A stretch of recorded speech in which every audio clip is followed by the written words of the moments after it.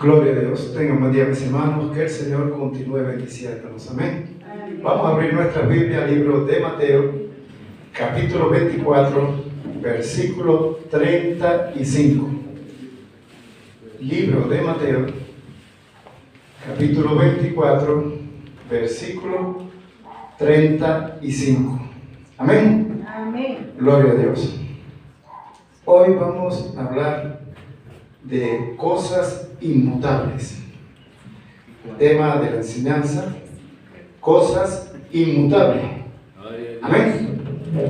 Y coloqué ese título, cosas, porque vemos que no solamente Dios, no solamente Jesucristo, no solamente su palabra, sino que muchas de las cosas que están aquí en la palabra, que Dios nos enseña, son inmutables, o sea, no cambian.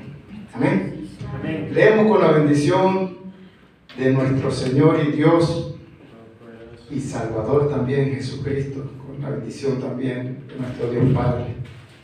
Dice la palabra, el versículo 35: el cielo y la tierra pasarán, pero mis palabras no pasarán. Amén. Amén. Leemos nuevamente: el cielo y la tierra pasarán, pero mis palabras no pasarán. Padre bueno, Señor maravilloso y Dios eterno, necesitamos recibir tu palabra y necesitamos que ella llegue a nuestras vidas con ese propósito para el cual tú la envías en este día. Ella no volverá a ti vacía, sino que hará la obra para la cual en este momento nosotros la recibimos. Con esa palabra, con esa bendición, nosotros, mi Dios, nos disponemos a escuchar y a recibir lo que nos quieres dar. Toda gloria de antemano se la entregamos a nuestro Señor Jesucristo y te la entregamos a ti, nuestro Dios Padre. Y también, Señor, damos gracias por tu Espíritu que nos guía y nos dirige en esta palabra. Amén. Pueden tomar asiento. Amén. Cosas inmutables. La palabra inmutable quiere decir que no se puede cambiar, no manifiesta alteración, sino que permanece tal cual. Entonces, no mutable. Inmutable es que no puede cambiar, no manifiesta alteración. Y este versículo que acabamos de leer: el cielo y la tierra pasarán, pero mis palabras no pasarán. Lo primero que está enfocando es que la palabra de Dios es inmutable. Amén. Y cuando nosotros, como hijos de Dios, logramos y llegamos a entender que la palabra de Dios es inmutable, que no cambia, que no sufre alteración, que no sufre ningún daño, que la palabra de Dios no se le va a agregar un poquito más y a la palabra de Dios tampoco se le va a quitar un poquito, que a la palabra de Dios no le vamos a hacer como en una oportunidad. Los testigos de Jehová decidieron hacer con ese versículo 1 de Juan y le agregaron un artículo.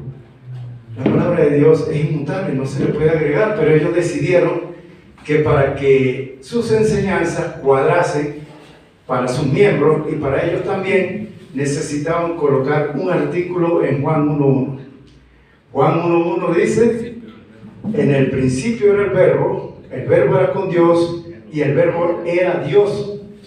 Pero los testigos de Jehová encontraron que ese versículo está afirmando que Jesucristo es Dios y eso no les cuadra, y decidieron colocar: Jesucristo es un Dios. En la Biblia, traducción del Nuevo Mundo de esa persona, dice: en el principio era el verbo era con Dios y el verbo era un Dios. Ya con agregarle esas dos letricas, alteraron todo el significado del versículo y a Jesucristo lo degradaron. Simplemente con colocar bajaron a Jesucristo de la posición de igualdad con Dios Padre, con el Espíritu Santo, donde son iguales, porque son tres personas, un solo Dios, y son igualitos, ninguno es más grande. Pero ellos decidieron que como él es más pequeño, tenían que colocar que es otro Dios, un Dios, y produjeron una alteración. Y con esta alteración dijeron los testigos que la palabra de Dios es mutable, que la palabra de Dios cambia, que Dios cambia y que la palabra de Dios también va a cambiar. Pero la Biblia nos enseña que Dios no cambia, o sea, Él también es inmutable. Dios Padre es inmutable, Dios Hijo es inmutable. Dice la palabra en Hebreos 13:8 que Jesucristo es el mismo ayer, hoy y por los siglos.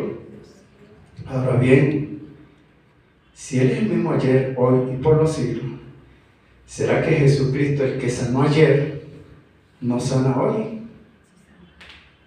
Hay algunos intérpretes de la palabra, teólogos y todólogos de la Biblia, esos todólogos que se saben todo, que ya consiguieron en sus revelaciones que Jesucristo en este tiempo no sana.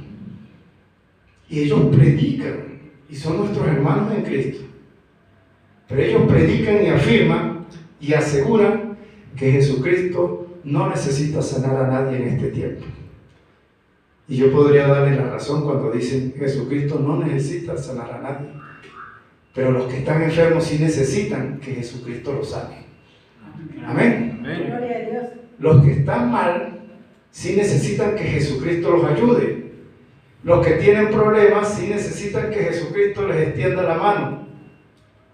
Pero los todólogos, que son teólogos, todólogos, interpretaron que Jesucristo no necesita sanar, que nosotros simplemente tenemos que creer, y si tenemos una enfermedad y la ciencia médica no puede, pues gloria a Dios para el hueco con esa enfermedad, porque Jesucristo no necesita. Y ellos están afirmando y enseñando en este tiempo que la época y el tiempo de los milagros fue ayer, 2000 años atrás, y 2100 años atrás. O sea, ellos dicen que únicamente el tiempo de Jesús y el tiempo de los apóstoles fue el tiempo de los milagros. Pero la historia dice lo contrario. La historia dice que el tiempo de Jesús hubieron milagros, el tiempo de los apóstoles hubieron milagros, y el tiempo después que murieron los apóstoles siguieron habiendo milagros. ¿Sabe por qué han sucedido milagros durante todos los tiempos de la iglesia? Porque siempre ha habido enfermos, ha habido discapacitados, ha habido ciegos, sordos, mudos, leprosos, y en este tiempo pare de contar el número de nombres que se le dan a las enfermedades. Anteriormente no existían tantas enfermedades psicosomáticas como existen hoy en día. La mente dice y el cuerpo recibe la información y responde a lo que dice la mente. Esas son enfermedades psicosomáticas. La persona piensa, tengo tal cosa, y el cuerpo se duele por eso que piensa. La psicología trata estos problemas psicosomáticos con pastillas que no producen ni bien ni mal, ni todo, ni nada que tenga que favorecer, dañar o nada. Le mandan unas pastillas que no sirven para nada. Esas pastillas se las toma una persona y es como tomarse un vasito con agua. Curan las enfermedades psicosomáticas. ¿Y saben cuáles pastillas son mejores? Las más caras. Pregúntele a un psicólogo. Para enfermedades psicosomáticas, ¿cuáles son las que le caen mejor a los pacientes? Las que son más caras. No, esa es genérica, esa no me funciona. Pero es que ninguna funciona, son pastillas que no hacen nada. Pero el médico le dice, tómate este y con esto se te van a calmar los nervios. con esto tú vas a agarrar mínimo. Entonces, volviendo a las alteraciones que están haciendo los hombres a la palabra de Dios, encontramos que a raíz de la interpretación que cada escuela de teología le da a la palabra, pareciese que la palabra de Dios es mutable. Pareciese que la palabra de Dios dice una cosa para este grupo y dice otra cosa para aquel, y otra para aquellos, y otra para aquellos. Entonces encontramos que dentro de la iglesia de Jesucristo, producto de las interpretaciones de los hombres y mujeres de Dios que predican la palabra, tenemos separaciones donde encontramos que para algunos hacer una cosa es bueno, pero para otros es condenable. Es tanto así que tenemos los grupos extremos que se paran en un lugar a la orilla y ellos dicen: esa mujer que se subió al púlpito con pantalones, carga ropa de varón, es una pecadora, no puede adorar, no puede alabar, no puede cantar a Dios. Esa iglesia está en pecado. Pero tenemos el otro grupo donde todas las mujeres andan con sus pantalones chéveres y nadie se lucha y adora y canta y alaban a Dios. Pero aquel grupo está sufriendo porque este grupo anda en pantalones y ellos andan en falda. Y el otro grupo sufre porque estas que andan en falda, al igual que aquella, no cargan velo. Y entonces cada quien está sufriendo. ¿Por qué? Porque cada uno ha querido darle una interpretación propia, personal, y que se acomode a su deseo a la palabra de Dios. Producto de todas estas alteraciones, hace unos cientos de años atrás, nace un grupo llamado Iglesia Reformada, donde ellos dicen: la palabra y solo la palabra de Dios la reconocemos como única y máxima autoridad. Ellos dicen: solo la Biblia es la máxima autoridad en cualquier situación, en cualquier doctrina, en cualquier denominación. Y dicen ellos: no vamos a aceptar otra autoridad que no sea la palabra de Dios. La iglesia pagana dice que las cosas que habla ese señor que le llaman el Papa, que está por allá en Roma, dice que eso es palabra de Dios y que cada vez que él dice una interpretación o dice algo, una enseñanza, eso es como palabra de Dios y se traduce como una añadidura a la palabra. Producto de estas grandes confusiones, la Iglesia Católica ha sufrido grandes daños por todos esos papas que ha tenido, porque cada uno, según el deseo de su corazón, ha querido torcer la palabra y decir: la palabra me apoya en esto. Y encontramos que la Iglesia Católica ha tenido unos papas que fueron grandes paganos, grandes pecadores, grandes ejemplos de maldad y de sinvergüenzura en la inmundicia. Sin embargo, estuvieron sentados ahí donde ellos decían: yo soy el sumo pontífice. O sea, la historia los sentó en un lugar donde ellos le dijeron al mundo: el puente para llegar a Dios soy yo. Y ese puente a veces estuvo lleno de perversiones, de paganismo, de idolatría y también de amor al dinero. Hubieron muchos papas que se dedicaron a reunir y adquirir grandes riquezas para su iglesia, para la iglesia. Y todos ellos alterando, modificando, añadiendo y quitándole a la palabra de Dios, la cual es inmutable. Pero ellos creen que cambiaron o mutaron o le quitaron o le pusieron a la palabra de Dios. Más sin embargo, la palabra de Dios sigue siendo perfecta, sigue siendo inmutable. Lo que los hombres le han añadido no vale. Lo que Dios estableció es lo único que tiene peso y poder. Entonces, cuando usted y yo logramos comprender que la palabra de Dios no cambia, sino que lo que cambia son las interpretaciones de los hombres. Hoy yo traigo una enseñanza y puede ser que alguien se sienta aludido y diga: yo no estoy de acuerdo con lo que dice ese pastor, porque en mi iglesia sí tenemos la interpretación de la palabra tal cual es. Y por eso es que tenemos en el libro de Apocalipsis 7 cartas dirigidas a 7 iglesias. Y el Señor le dice a Juan: Juan, escribe a la iglesia escribe a la iglesia.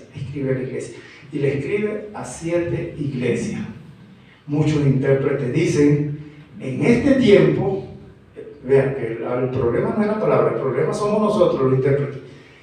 Los intérpretes dicen: estamos viviendo en los tiempos de la iglesia de la Odisea. Tú dices: yo soy rico, de nada tengo necesidad, me he enriquecido, tengo todo. Y el Señor le dice: y no sabes que tú eres un pobre, ciego, desventurado, miserable, desnudo. Y dice: compra oro refinado. Entonces los intérpretes dicen: como este tiempo, según lo que leemos de las otras iglesias, la que se adapta más a este tiempo es la Odisea, hablando de la última iglesia y de las que escriben las cartas que manda Juan.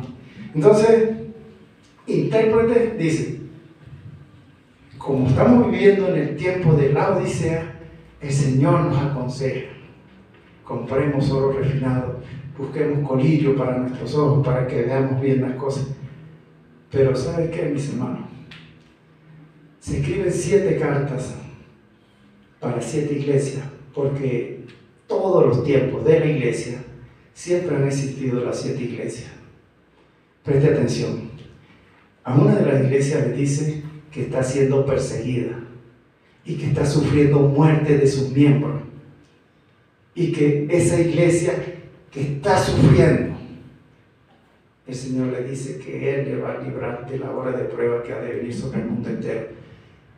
Y entonces, cuando usted y yo buscamos esa iglesia en este tiempo, la encontramos allá en Medio Oriente. Allá donde alguien dice: yo soy cristiano, y es digno y reo de muerte. El que levanta su voz y se levanta en un lugar para predicar en esos países del Medio Oriente, de los árabes sobre todo, son personas que por proclamar su fe en Jesucristo los llevan a la muerte. Quiere decir que esa iglesia parece allá y no es la Odisea, porque en la Odisea no estaba muriendo ninguno. Y cuando vemos las otras iglesias, vamos a encontrar que según lo que dice la palabra, todas las iglesias siempre han existido todos los tiempos. Pero ¿sabe por qué?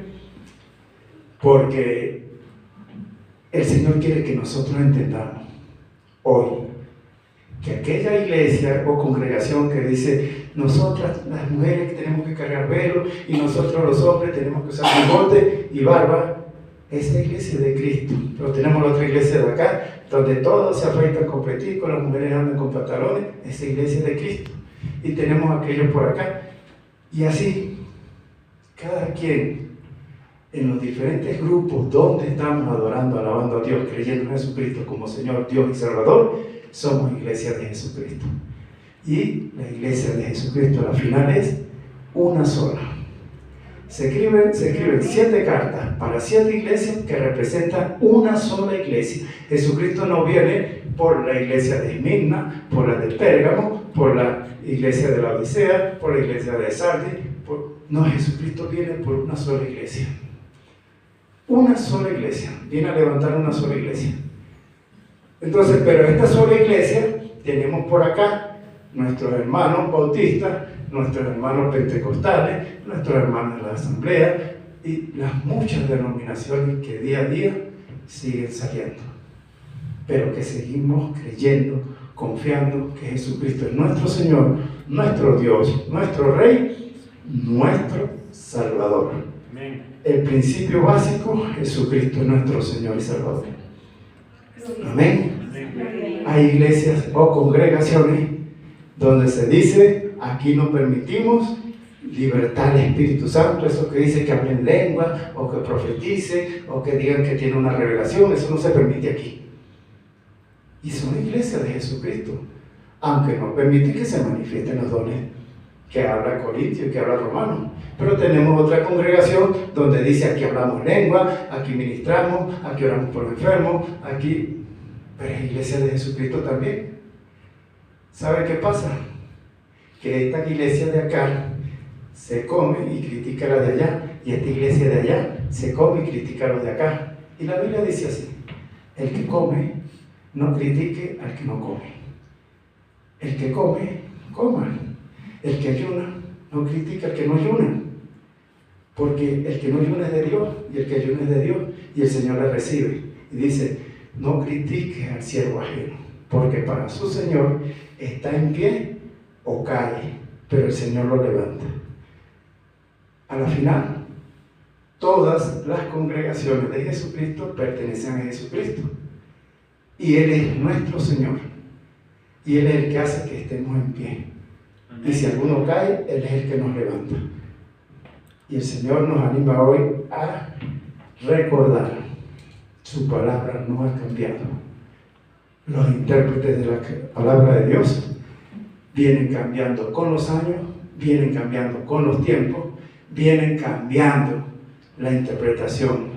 Y decía un hermano en una de sus predicaciones, lo que recibieron hace 2000 años atrás de revelación de palabra, algunos siervos de Dios, los apóstoles, 100 años después, otros recibieron un poquito más, 100 años después otros, y 100, y bueno, no cada 100 años se recibe, sino que la palabra ha venido creciendo en revelación a través que avanzamos en el tiempo, dice este hermano, sí, un intérprete. Y cada vez tenemos más revelación, cada vez tenemos mayor lucidez en las cosas de la palabra, estamos más claros, cada vez tenemos más información a la cual podemos tomar. Pero en este tiempo tenemos el gran peligro. Escuche, porque aquellos hombres de ayer comenzaban a recibir revelación de la palabra de rodillas y orando y pidiendo al Señor, Señor, ¿qué quiere decir esto? ¿Qué quiere decir? Hoy en día, pregúntenle a los cristianos cómo reciben revelación. Agarran el teléfono, ¿qué quiere decir esto? Y consiguen 200 interpretaciones. Y entonces, fulano dice una cosa, otro fulano dice otra cosa. ¿Cómo quedan estas personas cuando quieren interpretar un versículo y hay 200 intérpretes y a veces ninguno coincide? Cuando no coinciden, hay algo que está mal, porque el Espíritu Santo no va a confundir a su iglesia, pero el enemigo sí va a utilizar intérpretes para traer confusión. Amén. El enemigo sí va a traer muchos de sus intérpretes bíblicos y los va a infiltrar en la iglesia para torcer las escrituras, y dice la Biblia en Pedro que ellos lo hacen para su propia perdición. Tuercen las escrituras. Dicen entonces, no, es que la Biblia no quiso decir eso. La Biblia no quiere decir eso. Ella quiere decir esto. Y a todas estas nos preguntamos, ¿y entonces qué hacemos, mi pastor? ¿Qué hacemos, mi hermano Castro? Vayamos a la fuente que inspiró la palabra. Se llama Espíritu Santo. Amén. Jesucristo dijo, yo me voy y no los voy a dejar solos. Voy a enviar mi Espíritu. Él va a estar con vosotros todos los días y Él les va a enseñar todas las cosas. Ahora bien, ahí venimos y nos hacemos la pregunta, ¿por qué entonces tenemos tanta confusión? Porque los hombres no van en busca de Dios para que les enseñe y les revele la palabra, sino que van detrás de otros hombres, y muchas veces esos hombres son los instrumentos de Satanás para traer confusión. Y entonces por eso es que no es de extrañar que en este tiempo tantas religiones se mueven en el mundo, tantos caminos. ¿Sabe por qué? Porque el enemigo, a través de sus siervos, malos intérpretes de la palabra, han creado mucha diversidad de caminos donde tuercen a las personas en diferentes religiones, denominaciones, y todos se van a veces cegados con un fundamento. ¿Y sabe dónde lo consiguen? En la Biblia. Agarran un versículo y dicen: aquí está la doctrina y el camino que tenemos que seguir. Y alguien dijo: un árbol, escuchen, porque estas son frases del mundo, un árbol no hace una montaña de árboles. Un árbol es un solo árbol. Un versículo no va a ser una doctrina. No se puede tomar un solo versículo y decir: este es una doctrina bíblica. Cuando hacemos esto, teológicamente estamos mal. Y estamos haciendo una mala interpretación de la palabra. Pero, ¿por qué hay tantos caminos?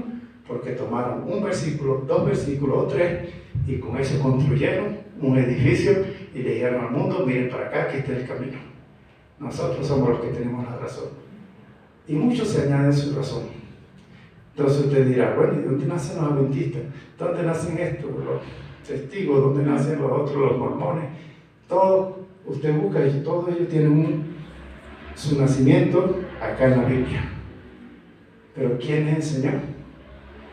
Hubo un hombre que dijo: no, pues vino Moroni es un ángel, habló conmigo y me enseñó, me dijo que no, esa Biblia que ustedes tienen, esa no es la que él me dio. Y entonces estos señores pues ya torcieron el camino. Y la señora que hablaba por allá también con ángeles, entonces ella fundó los adventistas, y después los adventistas dicen que las palabras que ella escribió y los libros que ella escribió son como una parte de la Biblia, solo que no la añadieron, pero igual se reconoce con el mismo peso y el mismo fundamento de la Biblia. Esta señora habló de tantas cosas: cómo comer, a qué hora comer, qué animales comer, cómo dormir, cuántas relaciones podría tener la pareja, cada cuánto tiempo. Mire, esto se metió con todo. Y tenemos una palabra. Amén. Solo que los hombres siguen a hombres que la interpretan. Mi pueblo perece por falta de conocimiento. Mi pueblo perece. Y el Señor dice: si tú desechas el conocimiento, yo te voy a desechar del sacerdocio. Ahora bien, el sacerdote supuestamente está ministrándole al pueblo y enseñándole también. El Señor le dice al sacerdote: ¿tú quieres ser sacerdote? Tienes que tener conocimiento de la palabra. ¿Cuántos ministros de Dios en este tiempo no quieren buscar en la palabra lo que le van a traer al pueblo, sino que agarran un libro de psicología y dice: bueno, este versículo, y con esto de psicología voy a hablar hoy? Agarran un libro de motivación personal y quieren traer motivación personal para la iglesia. Agarran un libro de sufrimiento: hoy los voy a poner a llorar a todos, les voy a contar esta historia triste, y cuentan esa historia con esa cosa y todo el mundo llorando. Y la palabra,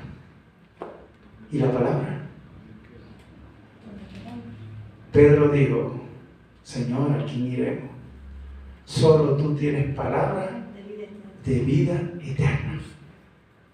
Y entonces Pedro sí reconoció que él no iba a ir a los escribas, que él no iba a ir a los fariseos, porque recuerden, los escribas, ellos iban traduciendo y escribiendo la Biblia, lo que estaba escrito del Antiguo Testamento, y los fariseos conocían todo esto, eran como abogados, se conocían toda la ley y se conocían las interpretaciones de la ley.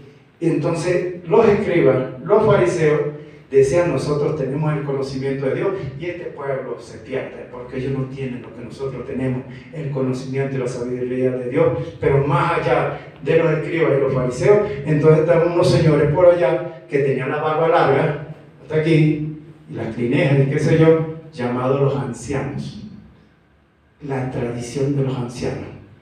Y estos ancianos supuestamente tenían la interpretación total. Ellos estaban por encima en conocimiento e interpretación que los escribas, que los fariseos, que los saduceos, porque ellos eran los ancianos. La sabiduría con los años y las canas ha llegado a nuestras vidas. Y cuando iban a crucificar a Jesús, ¿quiénes estaban ahí? Pidiendo, crucifíquenle, crucifíquenle. Estaban los sacerdotes, estaban los escribas, estaban los fariseos, estaban los saduceos, estaban los ancianos, estaban todos esos que se sabían supuestamente todo de la palabra. Pero ¿qué había pasado con ellos? Que ellos habían mutado la palabra de Dios, la habían cambiado. Jesucristo se los dijo así, preste atención, Él les dijo así: ustedes cambiaron la palabra de mi Padre por vuestra tradición. Y dicen que su tradición tiene mayor peso, mayor valor que la palabra de mi Padre. La palabra del Padre nunca dijo, lávate las manos 100 veces al día.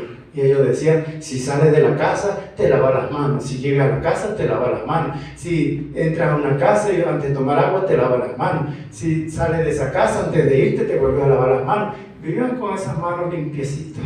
Ellos tenían manos de cirujano. Recuerden que los cirujanos no pueden meter la mano en un cuerpo si está contaminada. Más o menos así era la mano de los escribas, fariseos, saduceos, ancianos, de la gente del pueblo de Israel, porque dijeron, esto tiene que hacerse. Esto es una tradición y esto viene de Dios. Y Jesús le dijo, ustedes cambiaron la palabra de mi Padre. Mi Padre dijo, honra a tu padre y a tu madre para que te vaya bien y sea de larga vida sobre la tierra que Jehová tu Dios te da. ¿Y qué dicen ustedes? A ustedes le cortaron. Es como cuando agarran un pan y dicen, no, toma una rebanada, esto es todo el pan. Y ustedes cortaron y dijeron, cualquier cosa que tú hagas por tu papá o por tu mamá, eso es honrar. Y Jesucristo les reclamó y les dijo así, o sea que ahorita el hombre no tiene que honrar a su padre y a su madre. Porque como ustedes dicen que es corbán, es mi ofrenda a Dios, cualquier cosa que yo haga por mi papá, por mi mamá. Pero Dios no dijo así, dice Jesús. No ha de honrar el hombre a su padre y a su madre. O sea, no ha de el hombre y la mujer tener cuidado de su padre y de su madre cuando envejece. Simplemente porque ustedes le cortaron el mandamiento y le dicen, bueno, tírenlos allá del ancianato, métanos allá en una cuestión de ancianos, en un geriátrico. Y cuando ustedes lo visiten en fin de año, en Navidad, el 24, eso es su honra a Dios. Ustedes están honrando a Dios y están honrando a su papá y están honrando a su mamá. Eso enseñaron los ancianos interpretando ese mandamiento. Tan sencillo. Y Jesucristo se los declaró así. Le dijo en otra oportunidad a Jesús, porque ustedes quieren mutar la palabra. Le dice Jesús, mi Padre hasta ahora trabaja y yo trabajo. Mi Padre hasta ahora trabaja y yo trabajo. Y esto se lo dice porque en ese momento Jesucristo sana a una persona. Porque es que ese momento se repitió muchas veces los días sábados. Jesucristo sanaba de lunes a domingo. Oye, no piensen que es que Jesucristo se la pasaba sanando únicamente los sábados para molestar a los fariseos, para molestar a los escribas, no. Él sanaba todos los días, solo que cuando llegaba el sábado, esta gente estaba enluchada porque decía, hay que guardar el sábado. La Biblia dice, la ley dice, Moisés nos dijo, guardemos el sábado. Y este día no se puede trabajar. Y si tú sanas a una persona, trabajaste. Eso es malo. Y si tú le devuelves la vista a un ciego, en el día sábado hiciste un trabajo, devolviste la vista, eso es malo. Ese sordo que oyó el día sábado, eso es malo. Ese paralítico que se levantó el día sábado, eso es malo. Y cualquier milagro que Jesucristo hacía el día sábado, ellos decían, es malo. Y esa persona que has liberado, porque Satanás le tenía oprimida, y ¿por qué no esperaste hasta el lunes para liberarlo el domingo, el lunes? ¿Por qué no viniste ayer? Le dijeron a la mujer. Porque la mujer tenía ya 18 años así, porque un espíritu la cargaba así encorvada. Pero el Señor le dijo que se interesara. Pero lo hizo un día sábado. y hacer milagros día sábado, para ellos era una gran lucha. Mire cómo los hombres, producto de nuestras interpretaciones, de ayer, de hoy y de mañana, vamos a torcer, a cambiar y muchas veces a mutar y a mudar la palabra de Dios. Entonces Jesucristo los mira y les dice: mi Padre hasta ahora trabaja. Mi Padre trabaja también los días sábados. Y yo trabajo también los sábados. Y ustedes no interpretaron bien este mandamiento. El sábado no se hizo por causa de Dios. Se hizo por causa de los hombres. ¿Quién necesita descansar un día? Los hombres. ¿Dios necesita descansar un día? No. Dios no se fatiga. Dios no se cansa. Dios no se duerme. Dios no se dormita. Dios no se distrae. A Dios no le pasa lo que me pasó a mí cantando, que voy y de repente pierdo el tono. Dios nunca pierde el tono. Alguien dijo así en una oración: Señor, toma el control de esta situación. Señor, toma el control de mis hijos. Señor, toma el control de la nación. Señor, toma el control del vehículo. Señor, toma el control y toma el control. Escuchen, es que Dios nunca le ha entregado el control a nadie. Dios siempre ha tenido el control de toda su creación. ¿Oyeron? Amén. Todo el tiempo, de todos los tiempos de la eternidad, jamás, ni por una milésima de segundo, el control se ha escapado de las manos de Dios. No, que Satanás se rebeló porque Dios soltó el control de Satanás y por eso fue que se rebeló. No, que los ángeles que se fueron con Satanás, el Señor un momentico dejó el control en la mesa, que fue para hacer tal cosa, y los ángeles se rebelaron. No, jamás, de los jamases, Dios ha perdido el control de su creación. Y cuando hablo de su creación, hablo de su creación angelical y de su creación acá en la tierra. Y si tiene otra creación en el universo, de otras cosas, Él tiene el control de todo. Amén. Siempre, siempre, siempre. Mire, la tierra gira y hace una vuelta, una rotación en 24 horas. Ese control lo puso Dios así. Y cuando la tierra quiere distraerse ahí, que quiere añadirse, Dios la vuelve. Es aquí. Son 24 horas. El año son tantos, son los 365. Eso lo estableció Dios. Dios nunca ha perdido el control de eso. Dios nunca ha perdido el control del viento, del huracán. No, que ese huracán hizo desastre porque Dios lo soltó un momentico. Señor, toma el control del huracán para que no. No, es que Dios lo tiene controladito. Sí, pero el huracán ese, el último, se llevó 50 personas, pero en el control de Dios. Y el otro que llevó 1000 en el control de Dios. Y si hubo un maremoto, ahorita que la gente estaba nerviosa por el terremoto allá en Rusia, que iban a venir para acá, las consecuencias a través de los tsunamis. Dios no perdió el control en ningún momento. Amén. Amén. Yo creo que una de las oraciones tal vez más inocentes que hacemos nosotros como hijos de Dios, en nuestra inocencia y en nuestra ignorancia, es decir: Señor, toma el control. Toma el control de mi vida. Porque hasta cantamos una canción, creo que hay una canción que dice así: toma el control de mi vida. Que Dios nunca lo ha soltado. No, que estás haciendo lo malo, sí, pero Dios tiene el control. ¿Por qué crees que no te mueres en lo malo? ¿Por qué crees que la maldad no te alcanza muchas veces? Porque Dios nunca pierde el control. Y cuando te llegan las cosas, es en el control de Dios. O sea, Dios siempre, siempre tiene control de todo. Mire, el enemigo no va a hacer ningún desastre sin que Dios lo sepa. Yo pienso que una de las cosas más, tal vez, perdone la palabra, más tontas que hizo el enemigo, es cuando subió allá a la presencia de Dios y le dice: mira, El Señor le pregunta, ¿de dónde viene? ¿No? De andar por el mundo, rodear la tierra, anda por ahí dando vuelticas en el mundo. Y el Señor le dice, ¿y no has considerado a mi siervo Job? No hay hombre como él en la tierra, justo, una persona correcta, una persona que hace lo bueno. Y entonces Satanás, sí, pero no va a hacer lo bueno. Ahí está una cerca que tú le pusiste, no me dejan que yo le haga nada malo. Lo tiene cercado. No me dejan ni tocarlo, ni meterme con sus hijos, ni con su riqueza, ni con su ganado, ni con nada. Y el Señor le dio permiso. Y vuelve otra vez.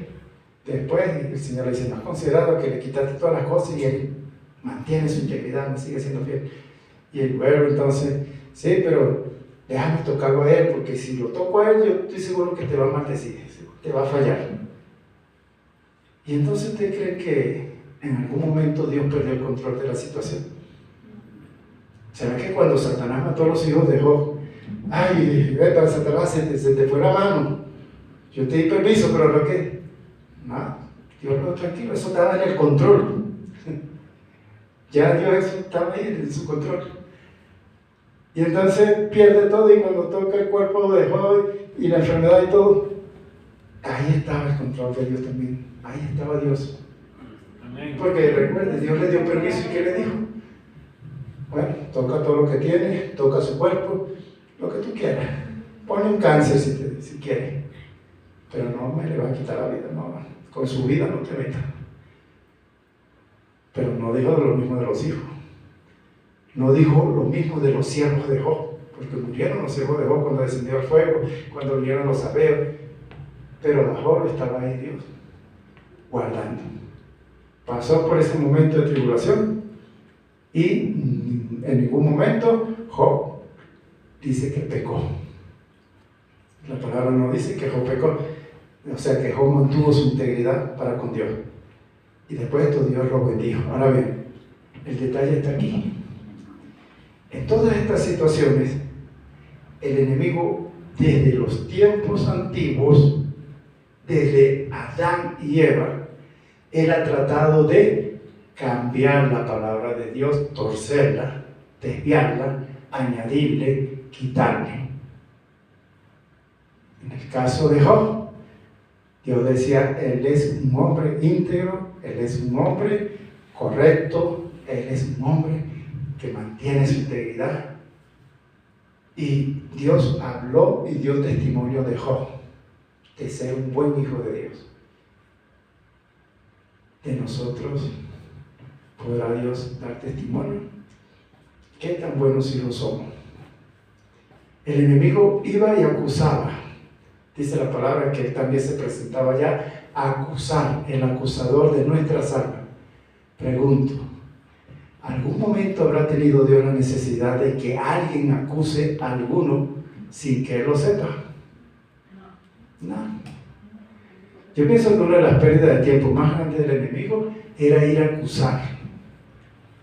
acusar a los hijos de Dios, porque es que Dios siempre sabe todo lo que hacemos.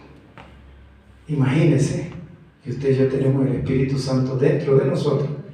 ¿Necesitará Dios que alguien le diga qué hicimos si el Espíritu Santo está en nosotros?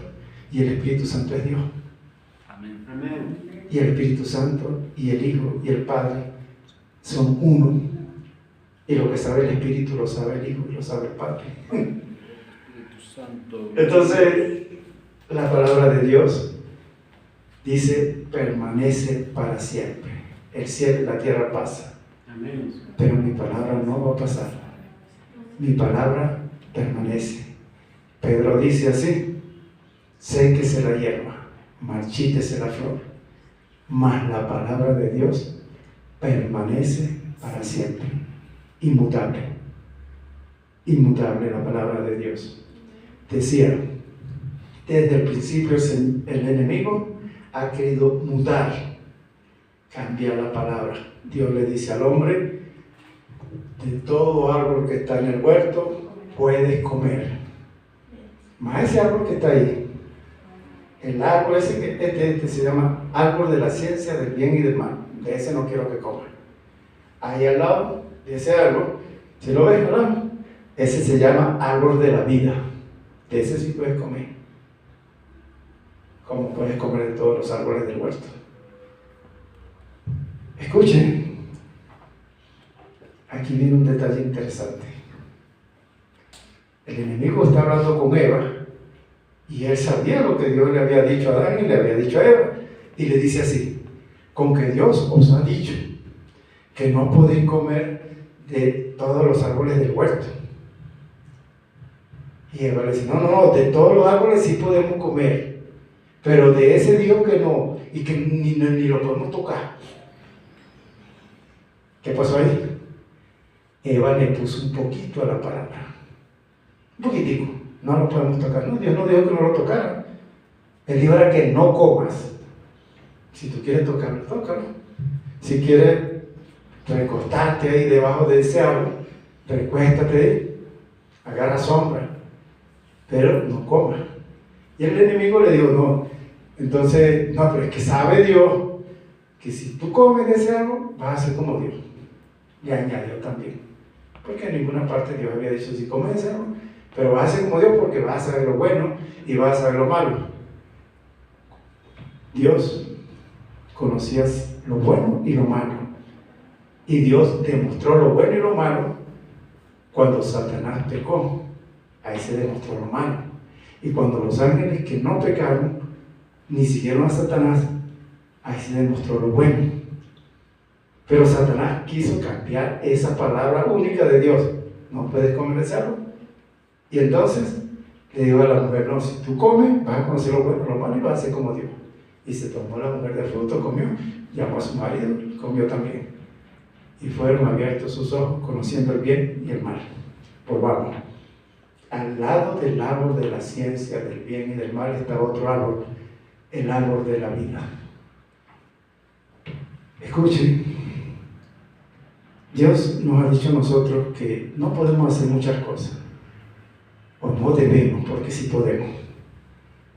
Y nosotros, cuando nos dicen no hagas tal cosa, parece que nos impulsan para hacerlo. Escuchen, cuando esté bravo no digas grosería, pero es que cuando esté bravo y cuando usted ya está bravo, ¿qué se nos viene a la mente? Dios te bendiga y Dios te prospere y Dios te multiplique. Así le decimos a la persona con la que estamos bravos. ¿Qué se nos ocurre? Sobre todo con el que nos hace mal y que nos hace enfurecer. ¿Qué hacemos en ese momento? Nos comemos el árbol de la ciencia del bien y del mal, nos comemos los frutos. Ay, no, yo quiero 10. Y nos lo comemos en un momento de rabia. Así cuando queremos pecar. Pero tenemos al lado el árbol de la vida. ¿Y por qué no comemos del árbol de la vida? Escuchen, usted tiene aquí el árbol de la vida, palabra de Dios.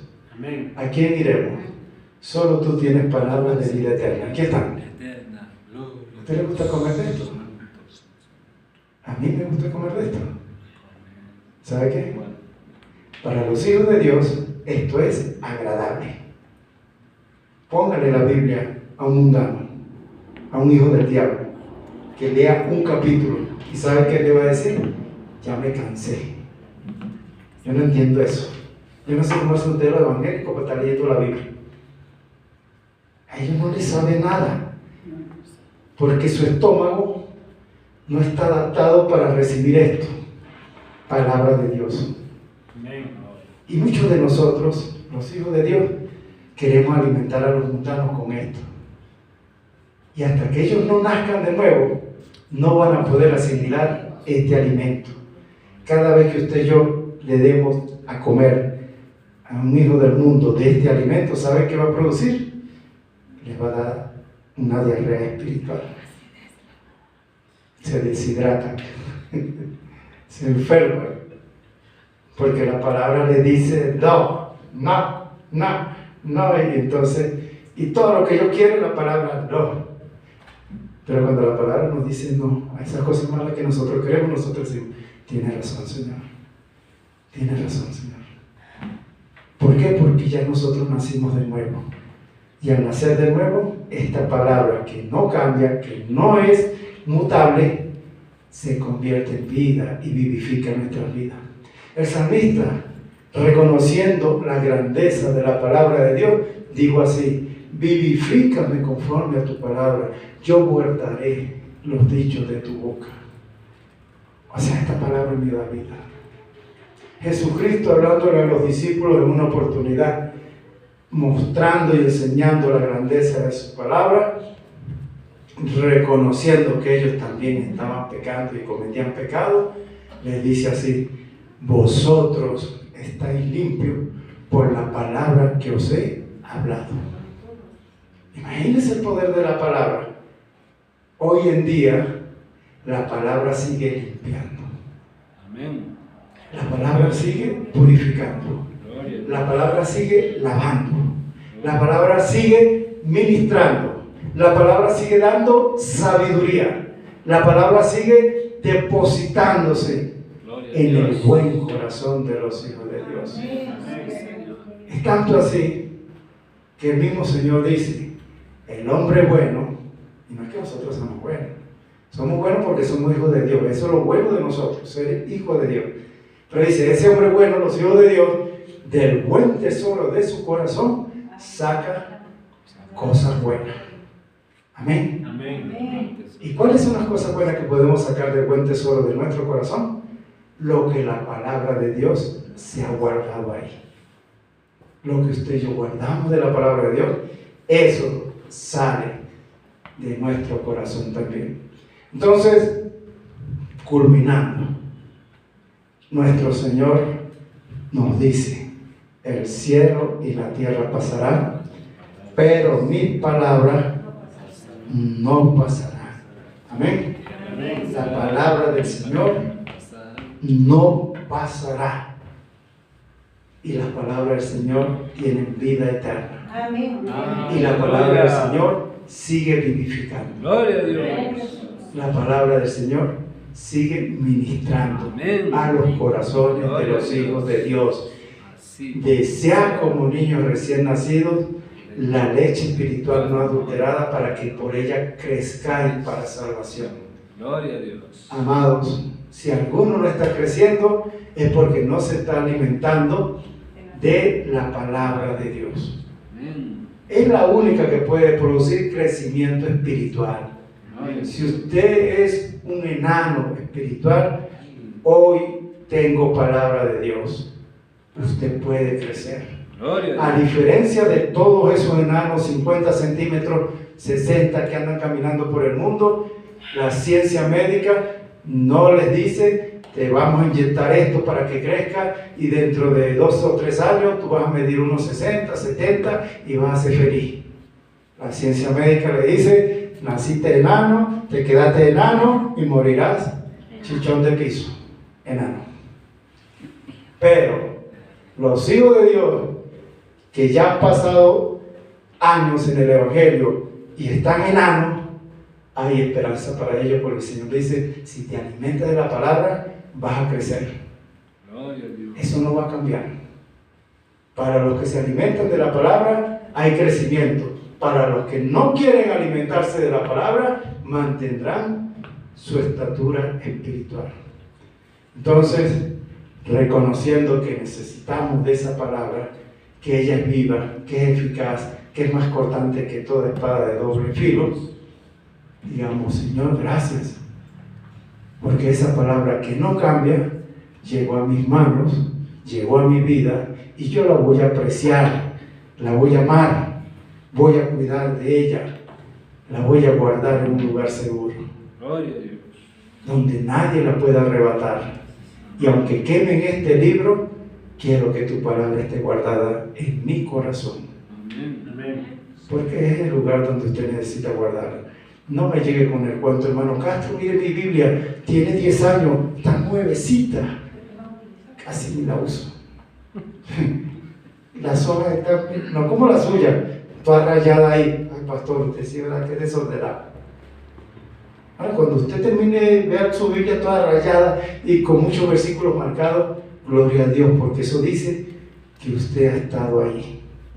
Gloria a Dios. Pero cuando usted me saque una Biblia nuevecita, yo podré interpretar, entender que delante de mí está un enano espiritual, un enanito que necesita alimentarse para crecer.